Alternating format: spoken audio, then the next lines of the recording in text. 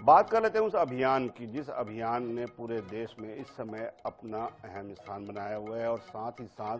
अब ये जन अभियान जो बन चुका है। सरकार ने नक्सल विरोधी अभियान शुरू किया था और उस नक्सल विरोधी अभियान का असर ये हुआ है पिछले 18 महीनों में कि लगातार अब जो है सरेंडर पे सरेंडर जो है पूरे देश में हो रहे हैं। पहले छत्तीसगढ़ को इसका जो है वो ऑपरेशन सेंटर माना गया था, लेकिन अब छत्तीसगढ़ के अलावा जो हमारे पड़ोसी राज्य हैं, जो रेड कॉरिडोर की हम बात करते हैं नक्सलियों के, उस रेड कॉरिडोर से जुड़े हुए जो राज्य हैं, महाराष्ट्र की बात कर लें, बिहार की बात कर लें, झारखंड की बात कर लें, यूपी की बात कर लें, तेलंगाना की बात कर लें, उस रेड कॉरिडोर में जितने भी राज्य आते हैं उन तमाम जगह इसका असर दिख रहा है। और इसके असर के तौर पर सबसे बड़ी बात, आज जो 2 घटनाक्रम जो हुए हैं कल से लेकर आज तक में, पहले भूपति और अब जो 5वें नंबर के नक्सल कमांडर माने जाते हैं सोनू, उसने जो है हथियार डाले हैं अपने साथियों के साथ। 6 करोड़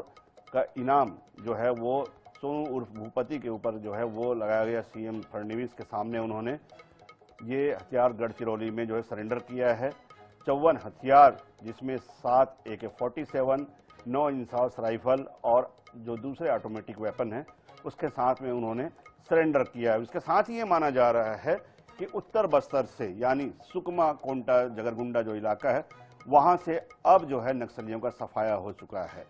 राजू सलाम, राजमर और कमांडर प्रसाद जो है उन्होंने भी आज सुकमा में अपने 47 साथियों के साथ हथियार डाल दिया। इस तरह से अगर हम देखें तो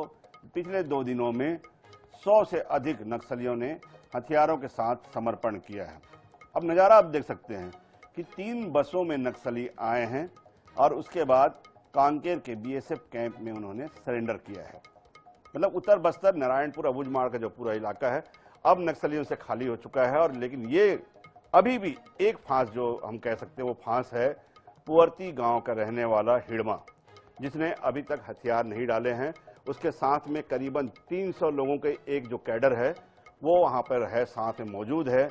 कहा जाता है बस्तर में ही मौजूद है 300 लोगों जो कैडर हैं, उनके साथ 300 लोगों के साथ अभी भी माड़वी हिड़मा जो है वो जंगलों में छुपा हुआ है।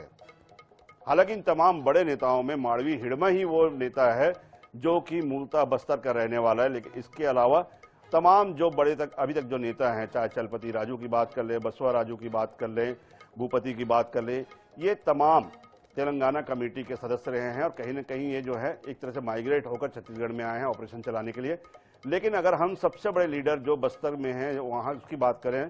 तो उसके सबसे बड़े लीडर है जगरगुंडा थाना क्षेत्र के पुअर्ती गांव का माड़वी हिड़मा, जिसने 12 साल की उम्र में ये जो है वो नक्सल माओवाद का रास्ता चुना था और उसके बाद लगातार अब वो जनरल सेक्रेटरी की पोस्ट तक पहुंच चुका है। तो उसके अलावा तमाम जो नक्सली हैं वो यहाँ पर अभी तक जो है वो उन्होंने सरेंडर कर दिया है। और ये कहा जा रहा है कि अब पूरी एक जो पंक्ति है 7 कमेटी वाली जो पंक्ति है, उसमें से लगभग 99% जो है माना जा रहा है कि नक्सलवाद खत्म हो चुका है।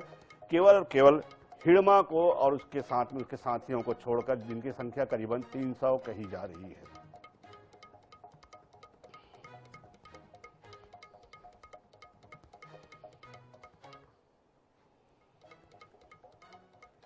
तो लगातार नक्सली जो है, चाहे गोली के डर से कह लें या फिर अपने जो अन्य साथी हैं उनसे प्रेरित होकर कह लें, लेकिन एक खौफ तो है। और इस नक्सल ऑपरेशन, एंटी नक्सल ऑपरेशन का असर यह दिखा है कि तमाम बड़े लीडर, जिसमें CCM है, पोलित ब्यूरो है, तमाम जो बड़े लीडर हैं उन्होंने सरेंडर किया। हमारे साथ में गौरव, हमारे सहयोगी जुड़े हुए हैं। और गौरव, सबसे पहले आपको बधाई, आज आपका जन्मदिन है, तो विशेष तौर पर जो है आज आपको बधाई हमारी सभी तरफ से, दर्शकों की तरफ से भी।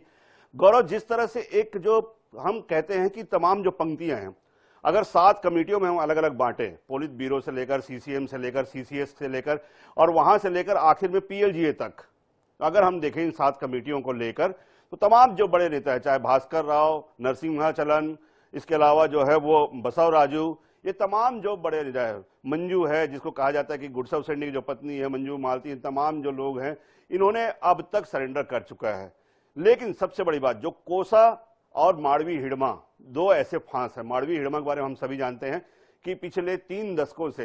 हिड़मा, जो 12 साल का एक बच्चा, जो मूलतः बस्तर का जो सबसे बड़ा नेता माना जा सकता है, वो अभी तक जो नक्सल ऑपरेशन को संभाल रहा था, अब जिसे अब जो है जनरल सेक्रेटरी, महासचिव तक के जो है बड़े पद की जिम्मेदारी दी जा चुकी है। तो अभी भी क्या हाथी निकल गया, पूंछ अटकी हुई है, ये कहे हम? जी बिल्कुल। देखिए, जिस तरीके से आज और कल 2 दिन में जो खबरें सामने आई, गढ़चिरौली में 60 नक्सलियों ने सरेंडर कर दिया। आज कांकेर में भी बड़ी तादाद में नक्सली पहुंचे हैं और उत्तर बस्तर के तमाम वो बड़े लीडर्स जिनकी तलाश पुलिस को थी, आज वो खुद चलकर पुलिस के पास पहुंच गए जी और एक बड़ा समर्पण यहाँ पर भी हुआ और बड़ी संख्या में हथियार भी नक्सली लेकर आए हैं, चाहे गढ़चिरौली में हो चाहे कांकेर में हो। जो जिनकी आप बात कर रहे हैं, चाहे वो नया महासचिव नक्सली संगठन का देवजी हो या हिडमा हो या फिर कंपनी नंबर 1 का नया कमांडर देवा हो, ये कुछ लोग ही बच गए हैं। और निश्चित तौर पर अब जब उत्तर बस्तर और माड़ के डिवीजन में नक्सल पूरी तरीके से खत्म हो जाएंगे, उसके बाद इनके पास भी छुपने की जगह नहीं बचेगी। जरूर कुछ अंश बचा हुआ है नक्सलवाद का, लेकिन जिस तरीके से ऑपरेशन चलाए जा रहे हैं, जिस तरीके से दबाव बनाया गया है नक्सलियों पर, मुझे लगता है कि बहुत जल्द ये जो बचे हुए लोग हैं ये भी या तो समर्पण करने दौड़ते हुए पुलिस के पास आएंगे, या फिर जिस तरीके से ऑपरेशन में काम किया जा रहा है, नक्सलियों का इनकाउंटर किया जा रहा है, अगर इस समर्पण को तैयार नहीं होंगे तो बहुत जल्दी इनका इनकाउंटर भी हो सकता है। हालांकि सुकमा के जो इलाका है वो जी काफी जटिल इलाका है, वहां पे ऑपरेशन इतने कारगर नहीं हो पाते हैं, लेकिन उसके बाद भी लगातार फोर्स प्रयास कर रही है और बहुत जल्द जो अमित शाह ने टारगेट दिया था केंद्रीय गृह मंत्री ने, वो बस्तर में पूरा हो सकता है, ऐसी संभावना नजर आने लगी है। जी तो बिल्कुल एक संभावना नजर आ रही है। शुक्रिया गौरव, आपको पूरी जानकारी के लिए, हमारे साथ जुड़ने के लिए। गौरव हमारे सहयोगी बता रहे थे कि पूरी संभावना इस बात की है कि अब कहीं न कहीं वो समय आ चुका है जिसका दशकों तक इंतजार था लोगों को। बस्तर में अमन चैन का जो बिल है वो आ सकती है, क्योंकि अगर हम देखें बस्तर को छोड़कर तो बाकी जो राज्य हैं जहां से सबसे ज्यादा, जहां से माइग्रेट होकर नक्सलवाद बाकी राज्यों में आया, वो है पश्चिम बंगाल। पश्चिम बंगाल के अगर नक्सलबाड़ी से होकर आया था और पश्चिम बंगाल का नक्सलबाड़ी आज अगर नक्सलियों से मुक्त है, वहीं सबसे बड़े जो लीडर हैं तमाम जो हैं वो है तेलंगाना कमेटी के। अगर तेलंगाना जो है वो आज नक्सलवाद से मुक्त है, झारखंड जहां पर लातेहार और तमाम जो जगह है वो हमेशा से नक्सल प्रभावित रहा है, जहां से छत्तीसगढ़ में नक्सल जो है वो आए थे,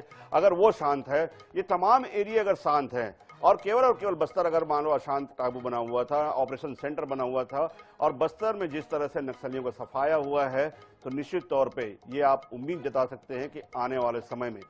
पिछले 4.5 दशकों से जिस नासूर के से लोग परेशान रहे हैं, वो नक्सलवाद का नासूर अब खत्म होने की कगार पर है।